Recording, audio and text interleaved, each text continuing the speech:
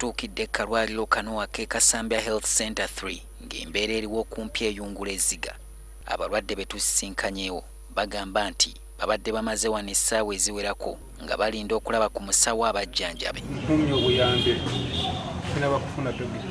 Abandi bategeezezza nti babadde baasabiddwa dda ensimbi okuguzibwa eddagala lye beetaaga naye nga tebazeeyinza. Eddagala lyawere naye bakenda kubajjanjaba nga munda ebitanda kumpi bibadde bikalu nga n'abalwadde abatono abaliyo embeera gye bayitamu bajeevu.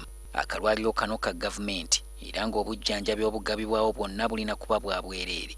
Abamu ku balwadde tubasanze mu kkubo nga beddirayo waka olw'okulemererwa okufiibwako.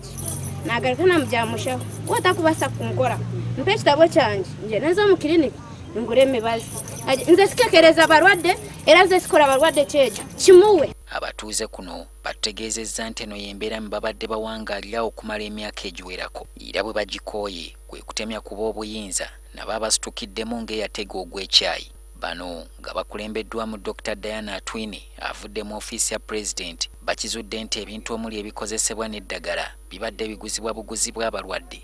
Nasanze omukyala w'embuto abakyala b'embuto okujja okukebeza okunywa eddagala ng'abakyala b'embuto bw'oba tolina 50 tewali akukwatako wano. Abakyala abali embuto wamu n'abalina akawuka akaleeta mukenenya tutegeezeddwa nti be basinga okukosebwa omuze guno. Abajjanjabi babiri okuli Josephine Nakitanda ne Kose Mbabazi basimbiddwa mu maaso g'olukiiko lw'ekyalo oluyitiddwa Mbagirawo era omu ku basawo bannaabwe n'abalumiriza okukekemya abalwadde obukoko. Tebaakomaawo n'abakyala abazaala ekifeera kyafuuka kifeera. Ogenda n'ekikyo madaamu bakigaana ne bagamba nti kino gw'osindika omwana tagenda kukka.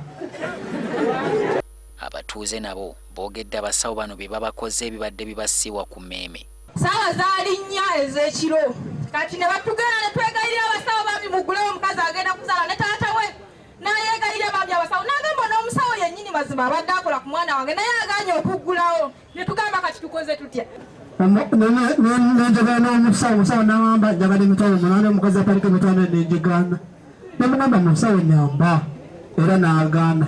Abamu kubagezezzaako okuwolereza abasawo akazindaalo bakabajjeeko. Lutwena tusooka tubawoninge. Olunaatuuka mu kkooti bwe bati nga basooka babajja ku mirimu gyabwe. Olunaamala kkooti tugenda mu Ministry of Health.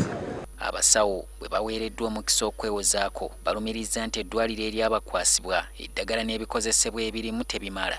Dr. Mubiru twakoma okufuna oxytocin ekasambya mwezi gwali gwa 8 oba gwa 9. Tewali wuzi zitunga mukyala nga ayulise oba nga wamusaze era omukyala omugamba gula wuzi nkutunge mu kifo ky'omuleka nga ayasamye. Bwe kibayitiriddeko bafukamidde beetonde era amaziga ne gabayitamu nga kuno kwogase n'okweziribanga.